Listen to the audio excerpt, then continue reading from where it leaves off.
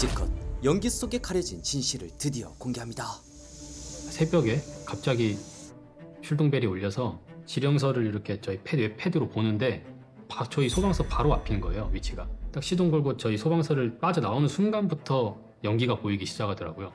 도착 전에는 상황도 잘은 몰랐으니까 방화복 빨리 입어야겠다 그 생각밖에 없었어요. 급하게 현장으로 향하는 소방관들. 일단 가면서부터 일단 화재 신고가 다소 들어온다는 얘기를 듣고 아 화재가 진짜 났구나. 그리고 또 무전 중에 요구 조자가 있다고 얘기가 들었어요. 그래서 아 요구 조자가 있는 상황이었구나 파악하고 이제 출발을 했었죠. 1초가 중요한 순간 어김없이 현장에 도착합니다. 문 밖으로 이렇게 불이 솟아날 정도로 큰 걸 보고 제가 생각했던 것보다 커서 아 이거 큰일 났다. 저 불이 다시 이렇게 번져가지고 내가 못 내려오면 어떡하지? 이런 생각도 좀 했었고. 소방관 앞에 보인 엄청난 불길. 신이 아닌 이상 두려움을 느끼는 건 소방관도 마찬가지. 목숨은 하나뿐이지만 본능적으로 몸이 먼저 움직입니다. 지금 떠오르는 생각은 구해야만 한다. 이미 공간에 반은 가스가 지배한 상황. 3층 303호, 3층 303호, 요구조자 4명 발생. 일단 119 구조하세요. 3층 303호. 한치 앞도 보이지 않는 계단을 올라갑니다. 한순간만 방심해도 소방관이 먼저 세상을 뜰 겁니다. 어쩌면 여기가 지옥. 저한테도 무척이나 어려운 현장이었죠. 상황이었죠. 3명이서 이제 올라가는 상황이었으니까 지훈이가 영광에는 일어나면 상황이 처음이었을 거란 말이에요. 그러니까 올라갈 수 있으려나? 못 간다고 할 수도 있을 것 같은데? 왜냐면 제 옛 그 기억이 나는 거예요. 제가 이거보다 별거 아닌 화재 현장에서도 이게 막 호흡도 안 되고 막 이랬던 적이 많거든요. 그 당시는. 작은 빛을 기대하며 한 발짝씩 들어가는데 그냥 303호 찾는 데만 집중하자. 303호 찾는 데만 집중하자. 303호만 찾으면 구조대가 그 기집을 한 건가요? 목이 간부입니다. 깊은 어둠. 우리 구조 3층 도착했는지. 네요. 분명 여기 어딘가가 303호입니다. 손의 감각으로 조금씩 이동을 하는 소방관. 그때 연기 사이로 드러난 303이라는 숫자. 단단하게 닫힌 문. 저 안에 사람이 있을까요? 드디어 이제껏 뉴스 속 영웅으로 여겨온 소방관들의 진짜 이야기. 김시선 평부터 말씀드리자면 어떤 다큐보다도 소방에 대한 지식과 소방관들의 비하인드를 리얼하게 담은 작품인데요. 특히 그 중에서도 최고의 실력을 자랑하는 특수구조팀 소방관들이 등장합니다. 지금 기회를 놓치지 않고 끝까지 보시길 추천드립니다. 티빙만이 할 수 있는 소방관 다큐멘터리 티빙 오리지널 라이프라인 김시선과 함께 오기 지금 바로 시작합니다. 오늘도 어김없이 긴급 출동. 단열대 한 3명 정도 쌓여있는 거 소실되는 상태이고 소진이고 특수대응도 하면 비춰야 될 것 같아요.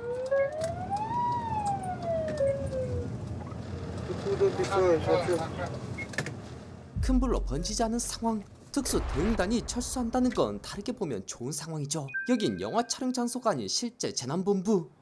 저는 어디 가서나 잠 잘 자는 편이에요. 잠은 자되 귀를 항상 열어놔야 되거든요. 다른 출동벨 소리는 피곤하면 못 들을 수도 있는데 저희 특수대응단 출동벨 소리는 이게 기가 막히게 또 들려요. 한편 119 종합상황실은 오늘도 정신이 없는데요. 아마도 신에게 비서실이 있다면 이런 느낌이겠죠? 하나, 둘, 셋, 넷, 다섯, 여섯, 일곱. 선생님 일단 가슴 압박 계속 하시고요. 제가 영상 전화 계속 가슴 압박 하시면서 제가 영상 전화 걸 테니까 환자분 좀 한번 보여주세요. 이렇게 상황실 요원과 직접 대면하듯 도움을 받을 수 있습니다. 꼭 기억해 두세요. 신고자분 그렇게 누르면 안 돼요. 가슴 압박하는 분 환자 옆에 무릎 꿇고 앉으세요. 네, 그렇게 하면은 힘이 전달이 하나도 안 되고 신고자분 가슴 압박하는 분 멈추세요. 가슴 압박하는 분 멈추세요. 네, 환자 옆에 무릎 꿇고 앉으세요. 환자 옆에 무릎 꿇고 앉으세요. 그 손가락이 얼굴 쪽으로 가는 게 아니라 저쪽 팔 쪽으로 가야 돼요. 그쵸? 네, 맞아요. 그 자세요. 하나, 둘, 셋, 넷, 다섯, 여섯. 네, 지금처럼 하시면 돼요. 맞아요. 어떤 출동이 있을지 모르고 가다가 또 사고는 뭐 언제 어디서 이렇게 일어날지 모르잖아요. 저희는 출동 지령을 받고 출동 지령서가 나오잖아요. 그러면 어떤 상황인 거를 아니까 그러면서 아 여기는 무슨 상황이구나 이런 하는 거 자체가 긴장인 거죠 일단은. 옷 입는 거 자체가 일단 심박수도 빨라지고 하니까. 무슨 긴급사항 있나요? 대답 없는 신고자. 있어요, 없어요? 신고자분 여보세요. 제가 다시 전화 한번 해볼게요. 엄청난 긴장감에 휩싸인 상황실. 서점이 뭐예요? 지금 건물 밑에서 화재가 났다고 하고요. 건물 밑에서? 네, 근데 처음에는 빈 건물이라고 하는데 그 지금 막 아주머니가 좀 흥분하셔서 저랑 얘기하지 않고 막 불을 끄는지 다른 행동을 제가 다시 한번 전화해보겠습니다. 하지만 최초 신고자 전화 안 받아요. 네네네. 화재 말씀하시는 건가요? 특수 대응단이 인터뷰를 하고 있는 사이 신고받은 의문의 전화. 이거 우리다. 파주 대응 1단계 파주로 갔고. 현장 도착하면 상황 속보, 인명 대피여부 속히 파악해서 상황 속보해주기 바랍니다. 주변으로 주택으로 연사업대전 개주력. 그 위험한 주행을 하는 사이 장비 착용을 끝내가는 소방관들. 상대는 직접 확인한다. 샌드위치 상대는 전사 업대전인데 휘탁도 속도장가는 눈으로 보기에도 연기가 엄청난데 이런 상황에는 드론을 준비합니다. 이게 평면에서 보면 어디가 더 화재가 붙는지 잘 안 보이잖아요. 공중에서 보면 어느 쪽으로 좀 더 불길이 있는지 화재 확대하는 것도 좀 볼 수 있고. 드론을 통해 전체적인 상황을 파악하고 특수 대응단은 들어갈 준비를 합니다. 경기도 북부 소방재난본부 북부 특수대응단 3팀 안전조종관 이기원입니다. 임무는 이제 저희 현장에서 조금 더 가까이 있는 현장, 좀 핫존이라고 하죠. 위험 지역 내에서 대원들 안전을 총괄 책임지는 역할을 하고 있습니다. 이기원 차관은 이제 밖에서 전체적인 안전을 봐가면서 이게 지금 현재 들어가도 되는지 아니면 들어가면 안 되는지 판단해서 이제 저희 대원을 집어넣잖아요. 그럼 저는 실질적으로 데리고 안으로 들어가서 이게 진입이 가능한 건지 아니면 탈출을 해야 되는 상황인지 이제 보고서 이제 판단을 하는 거죠. 화점은 보이는데 실질적으로 우리가 진입이 곤란하거나 그런 경우가 있어요. 그러면 이제 또 이기원 차관한테 이쪽은 진입이 불가능하니까 너 차라리 우회하든지 이제 그렇게 이제 작전을 다시 짜. 무작정 불을 끄는 게 아니라 안전과 효율성을 고려해서 전략을 짜는 역할. 현장 화재, 특히나 창고 화재는 그 샌드위치 패널이 대부분이더라고요. 거기에서 좀 더 위험 상황이 샌드위치 패널 자체가 불이 붙으면은 그 철판 그 안쪽에서 뭐 스티로폼하고 폴리에스테를 타기 때문에 공장이나 창고 같은 경우에는 거의 그 창문 개방이 안 돼 있고 다 그냥 밀폐된 공간이지 않습니까? 과연물이 타면서 그 연기라든지 과연성 가스 같은 게 부획된 실에 얘가 이제 갇히게 되거든요. 어느 공간에서 가연성 가스가 있을지 모르는 무서운 상황. 엄청 위험하죠. 얼마 전에 소방학교로 지하실 화재 3일짜리 교육을 들어갔는데 그때 이제 교관들이 얘기를 하더라고요. 곧이어 소방관을 양성하는 중앙소방학교로 가서 소방관들이 어떤 교육을 받는지 살펴볼까요? 화재 특수현상에 대해서 중점적으로 교육을 하고 있습니다. 위험한 현장에 출동하기 때문에 훈련 자체도 실전에 가깝죠. 연기라고 얘기를 하고요. 농연이라고 얘기했는데 최근에는 화재 가스라고 얘기를 하고 있습니다. 중성대라고 있어요. 중성대. 더운 공기와 찬 공기가 딱 만났을 때 그 선, 거기가 중성대거든요. 근데 부핵실 화재에서 가장 위험한 게 그 가스의 체류. 자, 지금 보시면 중성대도 계속 밑으로 내려오죠. 중성대라 불리는 생과 사의 선. 중성대면 소방관들 진입하면 안 돼요. 허리 정도까지 하면 소방관이 진입할 수 있는 어떻게 보면 제일 마지막 단계라고 보시면 됩니다. 화염이 화재 가스를 잡아 먹으면서 천정면을 따라가면서 이동하는 거를 롤오버라고 얘기를 하고 있습니다. 롤오버 영향 때문에 복사열이 곱하기 3으로 발생을 한다고 얘기를 하고 있습니다. 롤오버가 발생을 했다. 앞으로 30초, 뭐 20초 내에 플래시오버가 발생한다. 벽에 있는 액자, 뭐 침대, 그다음에 쇼파, 복사열에 의해서 점점 뜨거워지다가 동시에 그 안에 있는 모든 것들이 착화돼서 불이 팍 붙는 게 이제 플래시오버죠. 플래시오버가 발생을 했어. 방화복을 착용하고서 견딜 수 있는 게 2초래요, 2초. 소방관이 몇 미터 이내에 있으면 생존 가능하다고. 1초에 탈출할 수 있는 거리가 75cm래요. 2초면은 1m 50이에요. 지금 이 강당에 플래시오버가 발생을 했어요. 여기에 있는 교육생분들 어떻게 될까요? 3m 이상 진입을 하면 살아남을 수 있는 확률이 없다. 생존 확률 빵프로.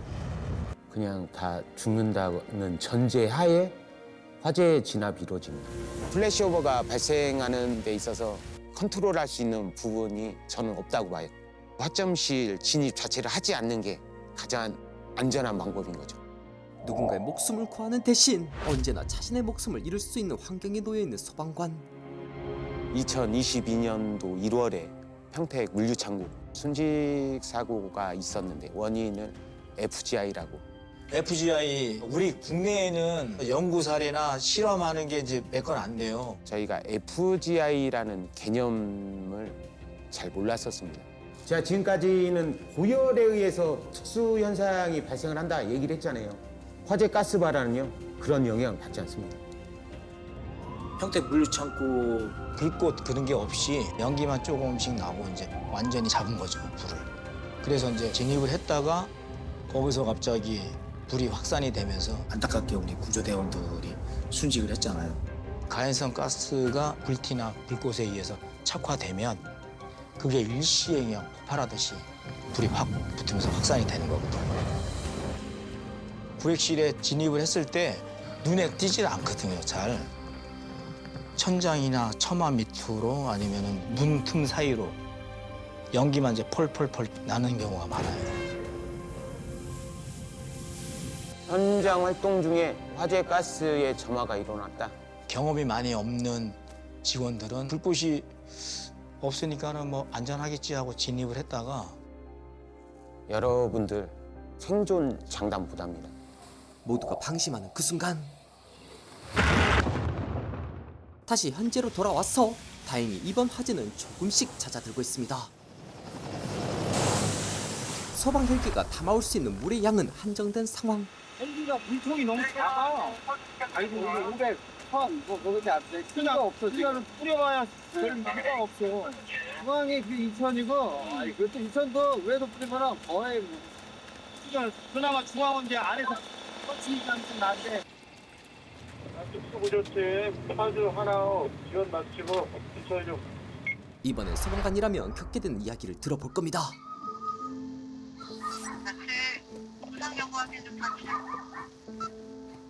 시공 개방, 잠금 장치를 개방을 하는 그 현장에서의 그런 모습들이나 뭐 냄새, 그 다음에 뭐 유가족 분들이 주변에 계셨을 때 그런 표정이나 이런 것까지 아직까지도 좀 생생하게 기억에 남을 정도니까.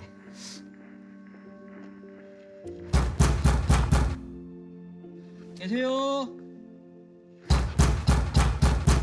문 열었을 때 그 현장을 상상을 하는 건데 그 순간에 가장 떨립니다.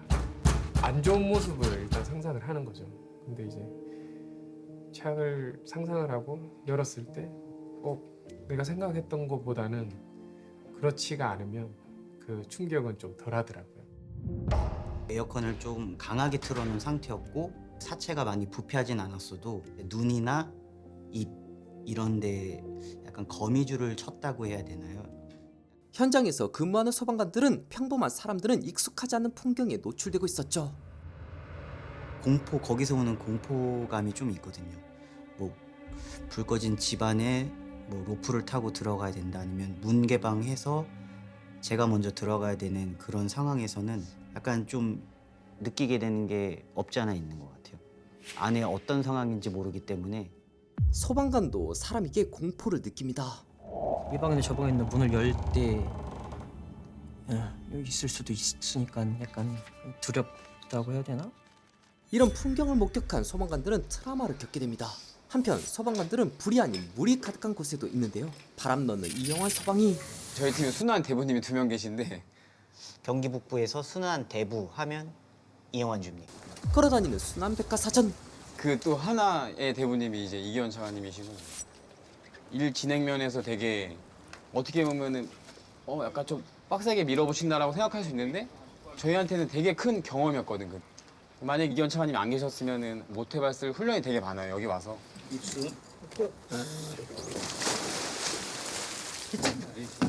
자, 11시 15분 잠수. 죄송아. 그리고 사후 경계를 좀 해. 혹시 이쪽으로 보트 지나가고 그럴 수도 있으니까는. 유심히 뭔가를 보는 이영환. 이게 바블로만 보고도 대충 깊이 정도는 알 수가 있어요. 이 바블 올라오는 게 지금 얘가 깨져서 올라오잖아 이렇게. 근데 깊이 들어갈수록 바블이 커져. 바블이 올라오는 걸 보고도 대충 어디쯤에 있다는 걸 알고 있거든요. 아 여기 있구나, 여기 있구나, 저기 있구나. 그리고 저게 아까부터 저기 있었는데 저기 10분 이상 제자리에 계속 있다. 그럼 뭔가 이상이 있구나. 수면만 보고도 대부분의 상태를 파악합니다.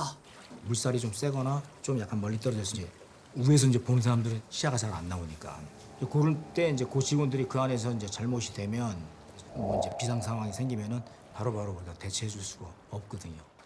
여름은 피서객들이 많은데 언제든 사고가 날 수 있죠. 입으세요. 구명조끼 입으세요. 구명조끼 입으세요. 계속 방송 누가 한번 읽어봐. 알겠습니다. 재난본부에서 물놀이 안전사고 예방을 위한 안내 말씀드립니다. 특히 이 중에서도 에이스 정태인 소방장이 보이는데요. 정태인 부장 같은 경우에는 저희 팀에서는 굉장히 중요한 존재였죠. 골고루 잘하는 그 스타일이기 때문에 어떤 일에든 또 어느 상황 대처에 대해서 가능해요. 태인이가 현장 활동이나 아니면 훈련, 행정 업무도 그렇고 참여율이 엄청 좋고 적극적이에요. 좀 다른 시선으로 보면 좀 빠져도 될 거를 자기가 못 빠지고 솔솔솔한다고 참고 이제 참여를 하는 거죠. 그런 완벽한 정태인 소방장은 집에만 오면 청소를 합니다. 피곤한 얼굴로 말이죠. 원래는 안 그랬거든요. 자기만의 그런 정리정돈이 소방관 일하면서 그런 것들이 점점 좀 심해졌던 것 같아요. 그런 강박이라고 해야 되나? 집에 와서 뭐 물건이 뭐 이쪽에 있으면 아 내 생각에는 이쪽에 있어야 해 하는 것들은 이쪽에 놓고 방도 한번 뭐 닦던지 더 한번 닦던지 자기만의 그런 강박들이 자리를 이제 아예 잡아뒀어요. 본인의 스타일로. 남들은 이해를 못하죠. 왜 집에 와서 청소해주면 좋지. 뭐가 그랬는데 그 지친 모습으로 와서 그걸 하고 있을 때 모습을 보면 아니 내가 지금 다 청소했어. 방 닦았어. 안 닦아도 돼. 뭐 해도 집에 오면 네 그렇게 하죠. 죽은 사람을 찾아야 하는 순환 구조에서도 소방관들은 두려움과 싸워야 하는데요.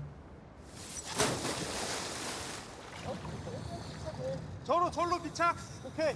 바닥을 다면은 이제 뻘이라고 해서 막 올라오기 때문에 최대한 뻘을 안 건드리고 이제 위에서부터 수색을 하려고 슬슬 내려가고 있는데 7m쯤 내려갔나? 뭐가 딱 잡혔어요 손에. 잡았는데 이제 살의 느낌이 맨손은 아니고 장갑을 끼고 있었는데도 그 물컹한 느낌이 들었고 느낌상 약간 아래쪽인 것 같았어요. 허벅지 살 같은 느낌이 들었고 왼손에 딱 뭐가 딱 걸리는 거예요. 아까 이렇게 그냥 이렇게 차 마시면서 얘기할 때는 뭐 이렇진 않았잖아요. 근데 그렇게 생각나면 좀 식은땀이 나기도 하고, 예. 열이 나기도 하고 막 이런 경우가 좀 있어서 아니면 갑자기 막 좀 짜증이 많이 난다거나, 예. 화를 갑자기 낸다거나. 전에는 안 그랬는데 그런 횟수가 좀 늘어나거나 막 이렇게 되면 그때는 그걸 인지하지 못했는데 이렇게 좀 지나고 보니까 그게 나름대로의 그런 트라우마가 아니었나 이렇게 생각하고 있습니다. 그저 과일을 씻고 있었을 뿐이지만 소방관들은 손에서 느껴지는 이상한 촉감, 불현듯 물속에서 느낀 두려움과 공포가 피부로 전해집니다. 그 과정이 반복되면 행복한 상황을 느끼지 못하게 되죠. 바로 감정의 무뎌짐.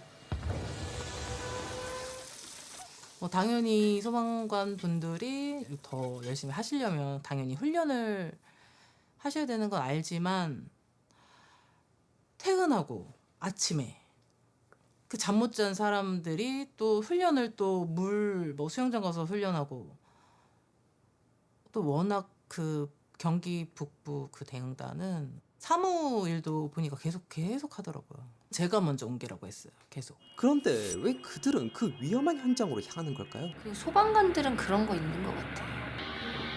일반인들은 그냥 살면서 한 번도 경험하지 못하는 살인 사건, 폭력 사건 현장, 삶과 죽음을 오고 가는 영화에서도 잘 볼 수 없는 그런 사건에 제일 먼저 빠지지 않고 가는 게 소방이잖아요. 우리나라의 모든 사건 사고는 소방이 함께한다. 제가 이렇게 얘기를 하는데 남들은 이렇게 무서워요, 뭐 저는 싫어요 이렇게 피할 수 있는 일들을 저희는 해야 되는 거잖아요. 앞장서서 나서서 그런 사람들이 소방이잖아요. 소방관들이잖아요.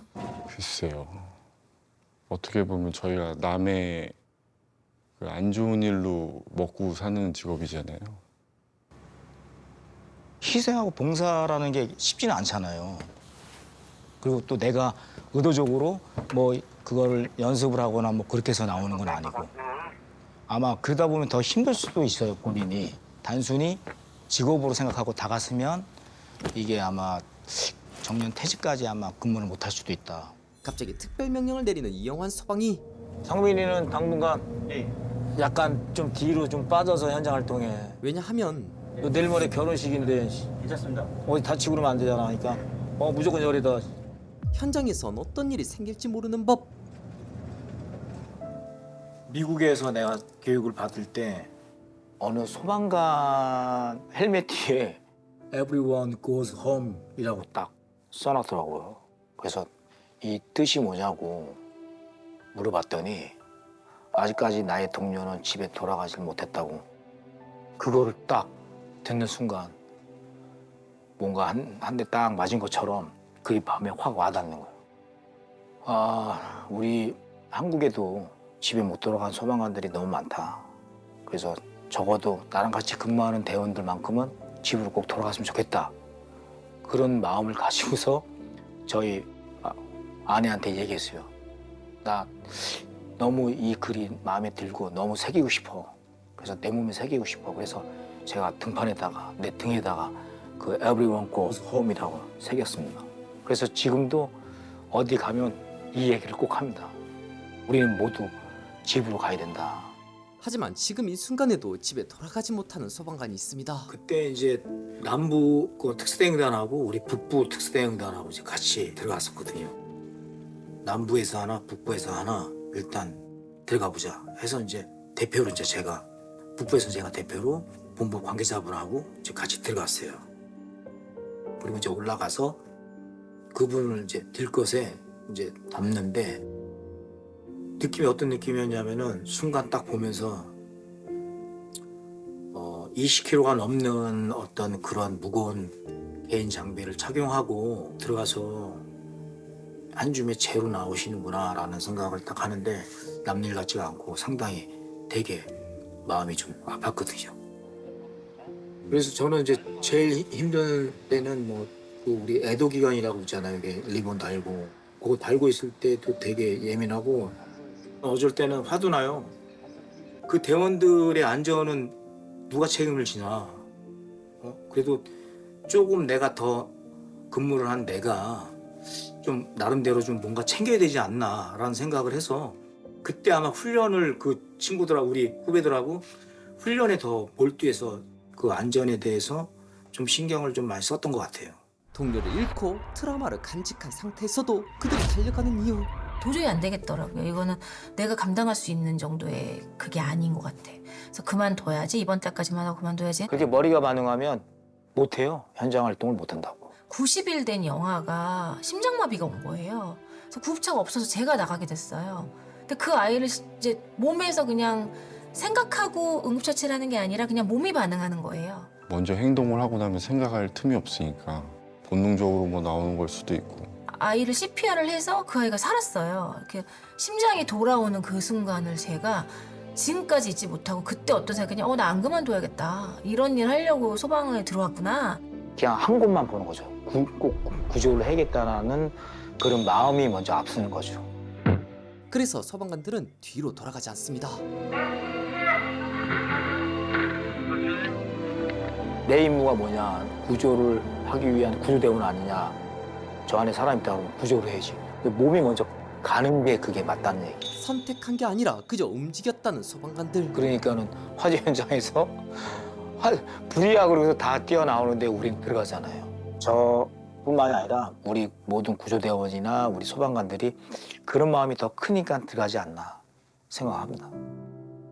이게 바로 어디선가 불이 난다면 거기엔 반드시 소방관이 나타나는 이유죠. 일단 현재 출사 외에 다른 차들은 대응을 대기. 이번엔 이기원 소방관을 따라 진짜 현장에 가볼까요?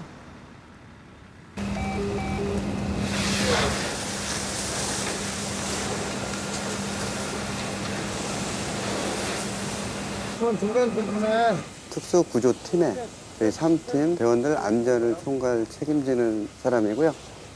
현장 소방관들이 그 각종 재난 현장에 투입이 되는데 굉장히 불안정한 지역이에요. 항상 위험에 노출이 돼 있는 부분이 있거든요.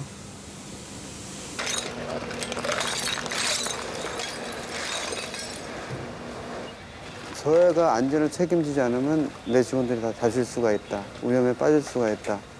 특히나 이제 대원들의 안전을 우선적으로 책임지는 역할을 하고 있습니다.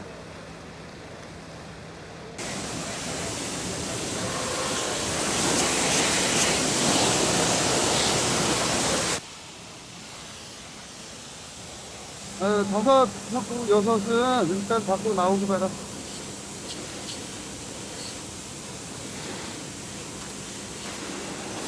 일단은 양압 해제하고 일단은 쳐. 저는 솔직히 저 안전 책임관으로서 이런 말 드리는 거에 조금 어폐가 있는 것도 같지만 제가 실질적으로 현장에서 투입할 수 있을 때 당시는 그냥 앞뒤를 안 가렸던 것 같아요. 상황이 번질 것 같으면 나중에 여기 쓸 거야. 제가 이제 북에 출동을 4번 다녀왔습니다. 중국에 있는 스촨성, 인도네시아 수마트라섬, 아이티, 동일본 거의 지옥이라고 이제 표현할 수 있는 이제 아이티 지진이 좀 생각이 많이 나는데요.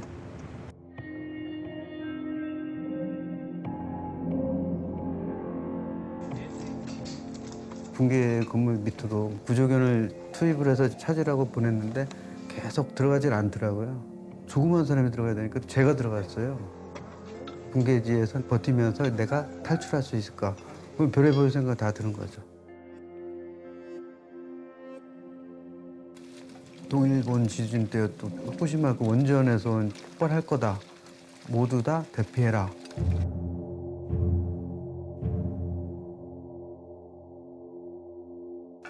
근데 저희 나라만 그 자리에서 맨 마지막까지 있었어요. 그때 당시에 제가 제일 먼저 손을 들었어요. 제가 남겠다고. 아, 이거 어쩌지? 정말 괜히 남는다고 했나? 후회가 조금 되기도 해요. 근데 누가 남아있어야 된다라고 하면은 기꺼이 제가 남아있겠다고 손을 들었습니다. 천안함 때도 제가 갔었는데요. 50m 좀 넘게 들어갔는데 혼합기체 가스를 준비를 못하고 갔습니다. 들어가면 안 되거든요. 근데 거기 일반 공기로 들어가서 45분을 들어갔다 나왔거든요. 거의 90%에서 질소 마취가 오죠. 병을 일부러 걸리게 한 다음에 치료를 하면서 올라온다 이런 개념으로 하는 거죠.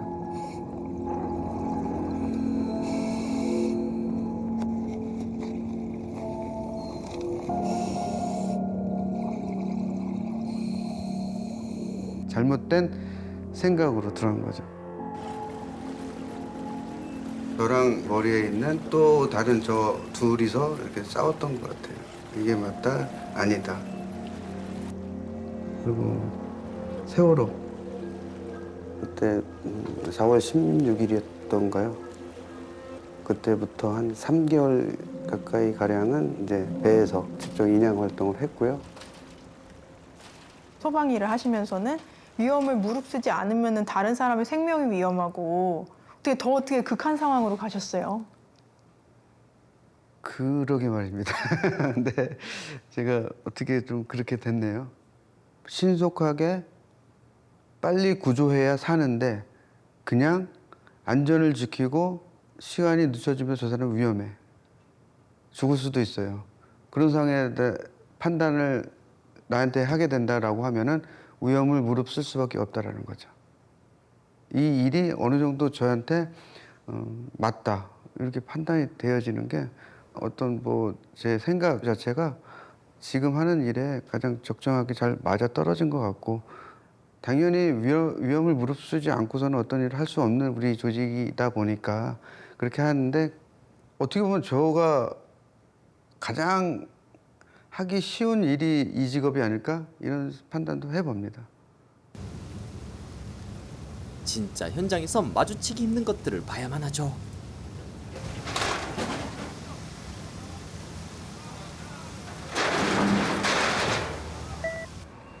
특수구조 가평 주위로부터 비철 수고, 특수구조팀 비철하겠음.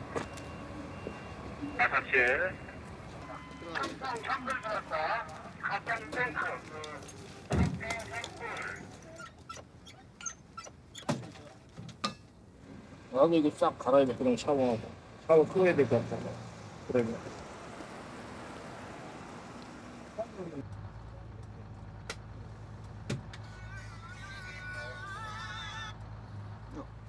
딸, 어휴, 얘네 왜? 아빠 바쁜데 되게 이번 주 엄청 바쁜데. 알았어, 일단 내일 퇴근해서 한번 보자. 알았다. 이따 전화할게. 들어가서. 이게 왜 이렇게 신났어? 원래 나이 목소리예요? 까부는데 엄청. 기계음인 줄 알았어요. 엄청 까불어 오늘. 뭐가 신났나 봐. 갑자기 웬 선물을? 응? 그러게 말이야. 뺏기? 일단 가족이 나를 많이 응원해주고 있으니까 그게 굉장히 힘이 되는 거죠. 아버님 같은 경우에는 한 4년 정도 전에 위암 수술을 하시고 지금 뭐 거의 뭐 완치가 되시는 단계고요. 또 어머니가 40여 년 전에 큰 사고를 입으셔갖고 오른쪽 다리를 이제 허벅지부터 절단을 하셨고요. 그 이후에 또 혈액암이 또 이렇게 발병을 하셔서 제가 케어를 해드리고 있어요. 오비 군대. 이기원 소방관은 집에서도 소방관입니다. 차관님이 책임감이 굉장히 강하시다는 생각이 드는데요. 혹시 아버지로부터 그런 영향을 받으신 점이 있으실까요? 없습니다. 어려서부터 되게 조금 가난했어요. 초등학교만 한 6번 이상을 아마 옮겼던 것 같아요. 이사만. 부친께서 그 커다란 농장에서 부장 정도의 일을 하시다가 독사한테 손을 물리셔갖고 병원 생활을 하시면서 농장을 이제 그만두시게 되면서 조금 잘못되셨죠. 술을 되게 많이 드시고 오실 때마다 뭐 던지시고 우리 모두 다 죽자. 정말 말 한마디도 못했어요. 저는 무서워서, 아버지가 두려워서. 정말로. 그때 폭력 행사하실 때 제가 말리다가 되게 맞았거든요. 엄청 말렸어요. 머리 피투성이가 되고 막 그럴 정도 맞았어요. 이러지도 못하고 저러지도 못하고 어린 나이에 그냥 계속 많이 울었던 것 같아요. 그냥. 모친께서는 다리 한쪽이 그냥 다 그 화상을 입으셔갖고 절단을 하라고 이렇게 했는데도 절대 자르는 것만은 안 된다 해서 집에서 치료를 했죠. 거의 한 20년 가까이는 썩은 내가 계속 방에서 계속 진동을 했거든요. 그게 이제 몸에 배고 옷에 배고 하니까 놀림도 많이 당했던 거죠. 이상한 냄새 난다. 계속 그냥 고통의 연속이었던 거죠, 집이. 근데 그게 자주 발생되다 보니까 우리 집에 어떤 보탬이 될 수 있는 일들을 괜히 찾아서 했던 것 같아요. 초등학교 6학년 때부터 경기로 이제 남의 일을 다니기 시작했어요. 스스로는 장남이다 보니까 집안을 조금 일으켜야겠다, 뭐 어린 마음에 그런 꿈도 있었고. 어떻게 보면은 이제 그 주변 어른들이 차관님 어렸을 때 이제 안전하게 보호해 주신 분이 없었다. 거의 없었다. 일부 계셨지만 좀 충분치는 않았다. 이렇게 얘기할 수도 있을 것 같아요. 집안에 돈이 없으니까 돈을 벌어다 드리면 좋아하겠다. 저분들을 기쁘게 해드리자.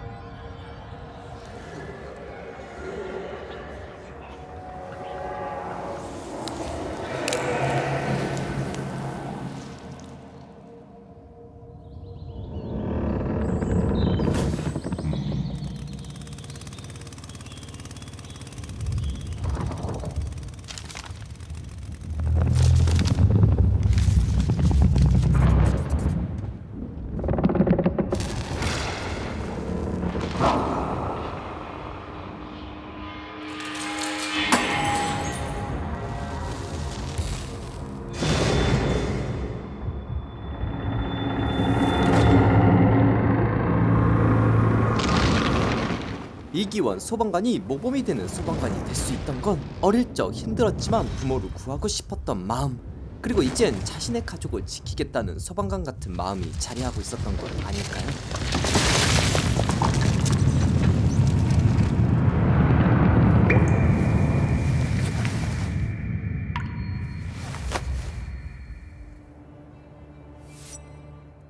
아직 해가 뜨지 않는 새벽, 날마다 어딘가로 향하는 아버지가 있습니다. 다음 뉴스입니다. 오늘 새벽 강릉에서 안타까운 사고가 발생했습니다. 경포 해변 인근 성란정에서 발생한 화재의 불길을 잡으러 들어간 소방관 2명이 갑자기 무너진 정자에 매몰돼 숨졌습니다. 고 이호연 소방관의 아버지 이광수입니다. 아, 눈물이 안 났는데. 눈물 나요? 바람 때문에 눈물이 나요.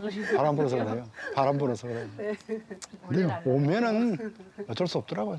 막 가슴이 멍해지니까. 네. 아, 그래도 이사님 대단하세요. 매일 아침 그렇죠. 카톡으로 인사하시지.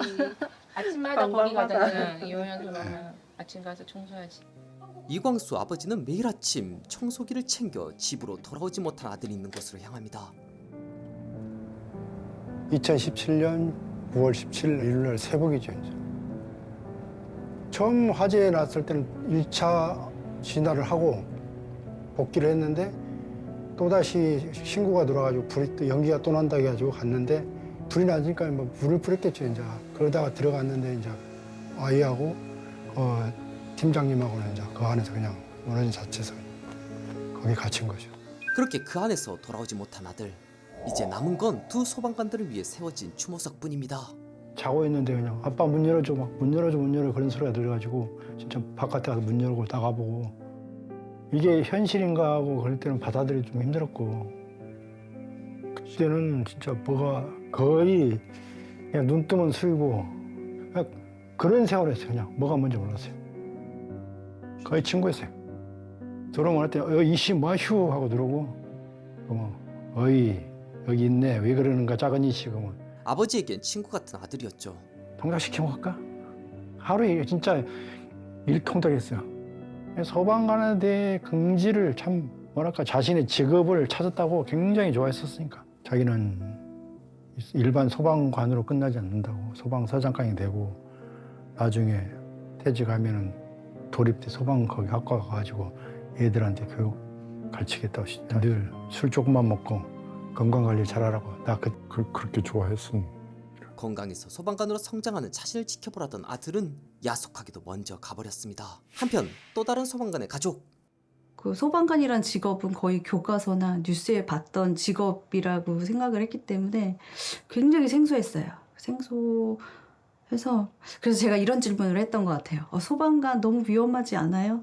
막 진짜 화재 현장에 들어가서 막 불도 끄시고 막 그런 일을 하시는 거예요? 정말로? 막 그랬더니 난 저런 데 안 들어가고 뒤에만 들어가고 그러고 결혼을 했거든요. 그러니까 초에는 그런 거 나오면 저런 거 하냐고 해서 안 한다고.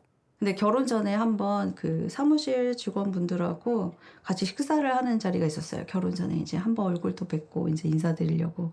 그때 제가 이제 걱정하는 것처럼 보였나 봐요. 직원분들이 성균이는요 밖에서 호수만 들고 있어요. 이렇게 또 장난으로 말씀을 해주셨긴 한데 아니라는 거는 알고 있었죠. 현장에서 누구보다 먼저 앞서서 묵묵히 자기 일을 하는 전성균 소방이 앞으로 가. 신혼 때는 오빠는 왜 회사에서 직장에서 있었던 일을 나한테 얘기를 안 해줘. 그런 대화를 좀 나누면 어때? 난 오늘 어땠어? 저쨌어? 오빠도 얘기를 해봐. 뭐 해서 좋을 게 뭐 있어? 하고 그냥 안 했던 것 같아요. 그냥 안 해요. 소방서 쪽 얘기는 잘 안 해. 그냥 거기는 직장이고 여긴 집이고 그러니까 아예 분리해요. 왜냐하면 이게 성격일 수도 있고 그게 별로 좋은 현장은 아니잖아요. 그래서 거기에 대해서는 자세히 말 안 하죠. 만약에 불이 났으면 그냥 불 끄고 왔다 이런 식으로 말하는 거고. 어느 날 갑자기 문득 화상 입은 상처들을 볼 때가 있어요. 막 이렇게 스크래치가 났거나 빨갛게 화상을 입어왔거나 얼굴에 막 하얗게 부르터가지고 그래서 왜 그래? 이러면 어제 불 끄다가 그냥 그랬어. 그냥 뭐 그랬어. 뭐 이렇게 사실 이유가 있었는데 그러니까 예전에 제가 한번 사고가 난 적이 있거든요. 제가 이제 양주소방서 있을 때 구덩이에 사람이 빠졌다라고만 신고를 받았거든요. 2m, 3m 정도 구덩이에 사람이 있어가지고 그 사람 응급처치할 것만 가지고 내려갔거든요. 근데 내려가서 거기서 제가 정신을 잃었거든요. 병원에 이송 중이다 하고 다른 직원분한테 전화를 받았었어요. 그때. 네, 지금은 어떤 상태고 병원으로 이송 중이니까 빨리 병원으로 와주세요. 해가지고 그때 출근 준비를 하고 있던 중이어가지고 그냥 막 뛰어나갔어요. 그때도 말 안 하려고 했는데 병원 가면 보호자가 와야 되니까. 맨 처음에는 놀랐는데 일단 와서 병원 와서 본 거니까 그때는 제가 다 깨고 괜찮으니까. 그때 너무 막 떨리고 잠깐만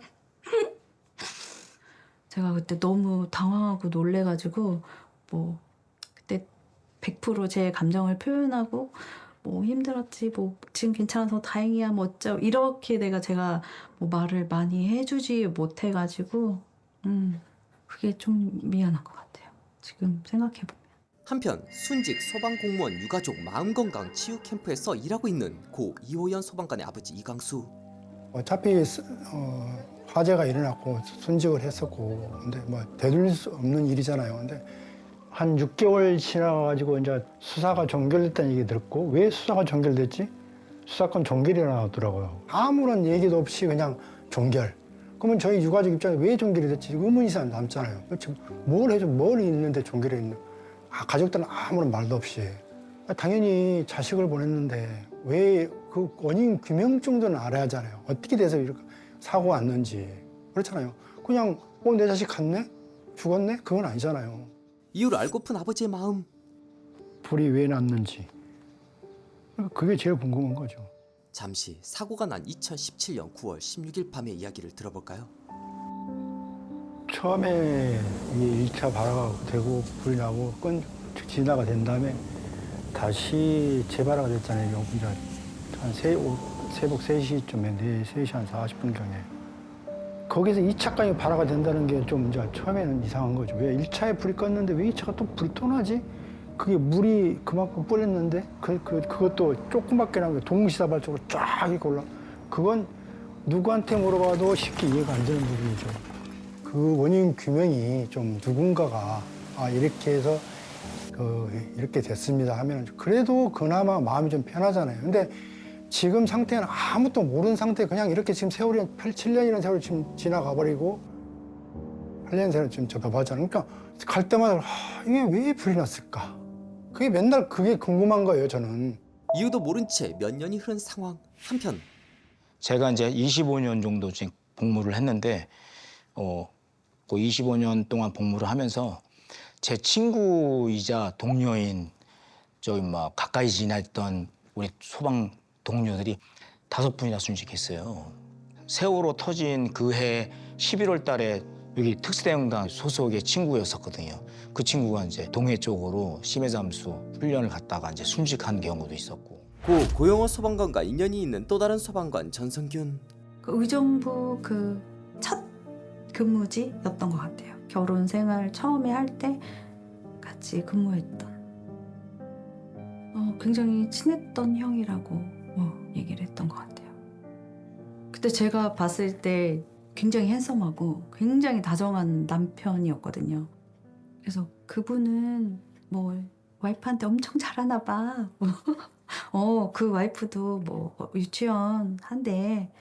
그래서 좀 우리랑 가정 분위기가 비슷하겠구나. 제가 알기로는 그 와이프가 어린이집을 했었잖아요.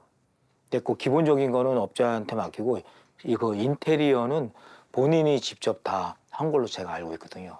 그리고 특수대응단 옛날에 KT에서 근무할 때는 식당이 없을 때 본인이 아침에 일찍 일어나가지고 토스트, 직원들 토스트를 다 해서 아침 먹여서 퇴근시키고 막 그럴 정도였거든요.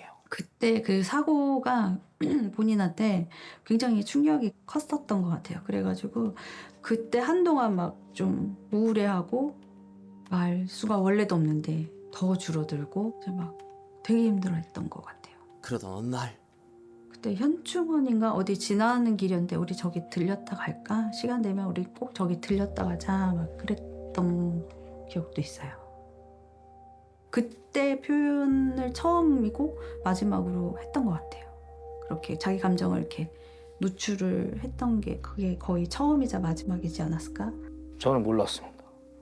전혀 몰랐었고 성균이가 평상시에 얘기 잘 안 하잖아요. 제가 어떤 생각을 갖고 있는지 어떤 마음을 갖고 있는지 사실 잘 몰랐어요. 그냥 훈련할 때 자기 그 위치에서 자기 역할만 그냥 잘하는구나 라고만 생각했지 영어로 인해서 그렇게 아픔이 있는지는 처음 알았고 나는 그거 들었을 때 울컥하더라고요 사실은.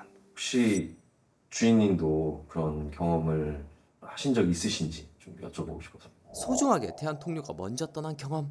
그런데 이상하게 아무 생각이 안 나는 성균. 직접적으로 이렇게 같이 근무하고 그런 분들은 없어요. 직접적으로 이제 같은 부서에 근무했거나 그런 건 없어요. 아내 증언과 달리 없다는 성균.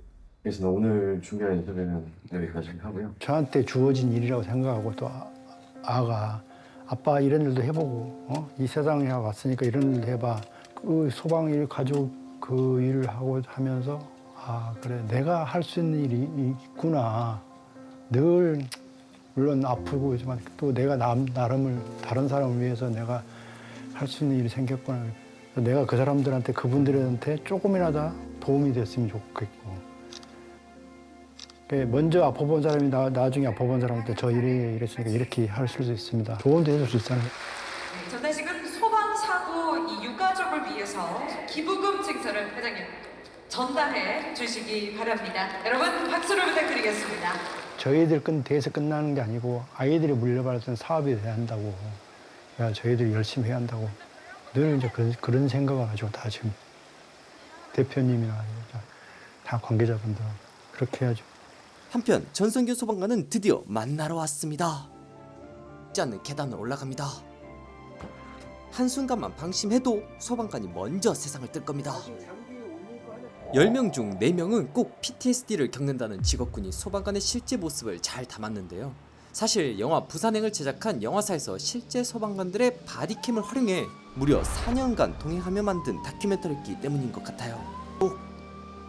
작은 빛을 기대하며 한 발짝씩 들어가는데 303호만 찾으면 깊은 어둠.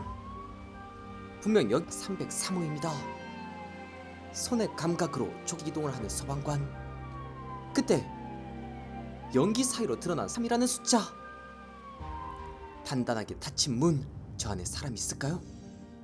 드디어 이제껏 뉴스 속 영웅으로 여겨온 소방관들의 진짜 이야기. 김시선 평부터 말씀드리자면 어떤 다큐보다도 소방에 대한 지식과 소방관들의 비하인드를 리얼하게 담은 작품인데요. 특히 그 중에서 앞으로도 재밌고 유익한 영상을 계속 시청하고 싶으신가요? 지금 보고 계신 영상 바로 밑에 구독 버튼을 꾹 눌러주시고 그 옆에 종 모양을 누른 후 전체로 설정해주세요. 여러분의 마음 하나하나가 김시선 채널을 지속하는 가장 큰 힘이 됩니다. 항상 고민하고 노력하겠습니다.